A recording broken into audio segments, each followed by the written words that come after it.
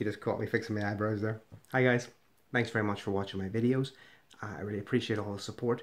I really put a lot of effort into this next one. I hope you enjoy it. I'm very proud of it.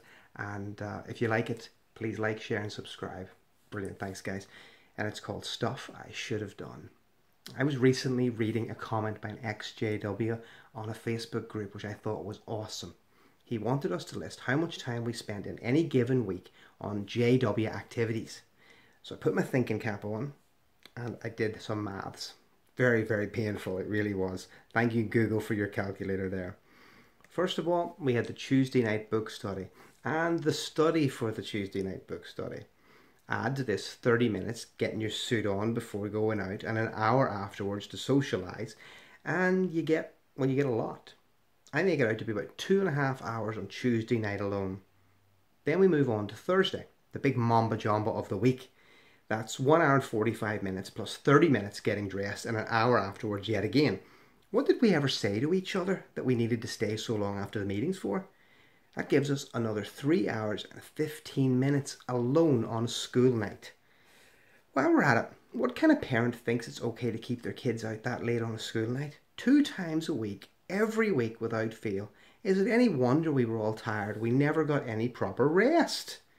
So far, we are at 5 hours and 45 minutes a week. But wait, it's not over yet. Any self-respecting Jehovah's Witness needs to be out in service on a Friday night. And if you're dumb like me, you spend the rest of that night studying with friends for the Sunday Watchtower. Now, to be fair, I will only count the time I spent studying that shitty rag and not the time we spent afterwards drinking Diet Coke, eating crisps and playing Scrabble. But I still get another 2.5 hours for my Friday night alone. Oh, dear me, I shudder to think of it, although I do have a Scrabble champion trophy somewhere. Dear. So Saturday comes along. And what do you do then? Do you go and play golf? Well, we all know that any self-respecting Jehovah's Witness is out on service. And you can add another 2 hours plus 30 minutes getting ready and then another 30 minutes getting home. And we can put 3 hours to the tally of walking door to door very slowly and knocking very quietly. Wow, so far we have 11 hours and 15 minutes. Don't count your chickens yet. We haven't even counted the big daddy of them all, Sunday. So Sunday's going to eat up another 30 minutes getting ready for the meeting, plus 2 hours at the Kingdom Hall, yet another 2 hours on service, plus 30 minutes getting home so you can go and do things that normal people do. And we have an extra 5 hours alone for Sunday alone.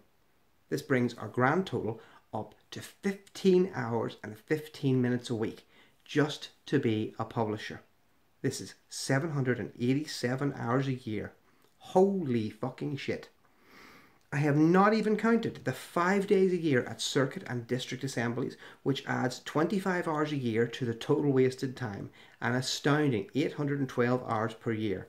I have left out the reading the Bible throughout in 1 year that you're supposed to do, and studying that Our Daily Text, which I never did either of those.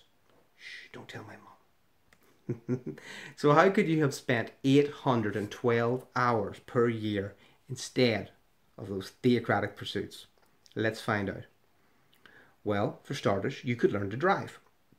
Now, I was a slow learner and it took me 20 lessons at 1 hour per lesson, plus some time behind the wheel at my dad's car. It didn't help. I crashed that sucker within 20 minutes of passing my test. So let's say 30 hours in total. Well, you could learn to drive 27 times a year. Don't fancy learning to drive? Okay, let's set our sights a bit higher. Sky high, to be precise.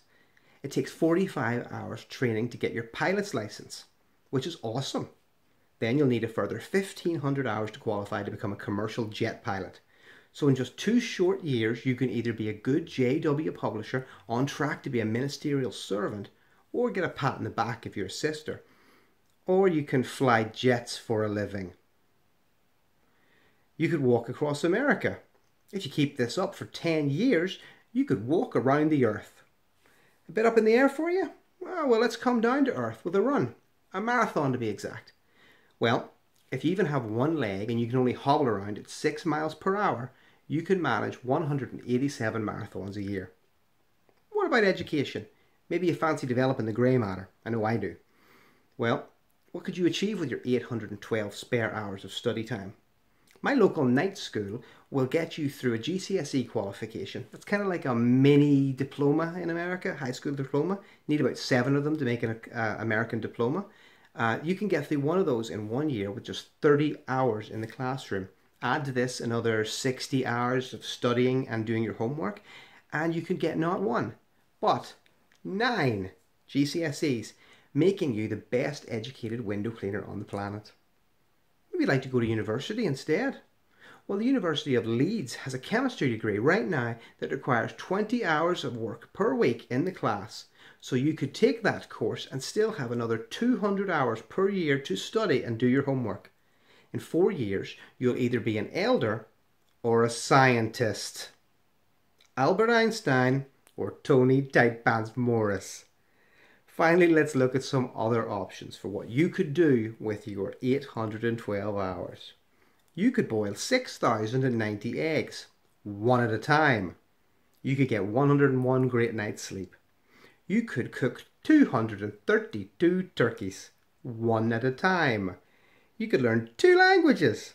You could become a Java programmer. You could become an advanced yoga teacher. Ooh, the demons. Twice. You could build 3.5 sports cars from scratch. You could pleasure a woman till her head pops off. Or, if you're like me, 812 women 4 times. You could do so much more with this precious time, and I hope you do. Tell me below what you're going to do with your time.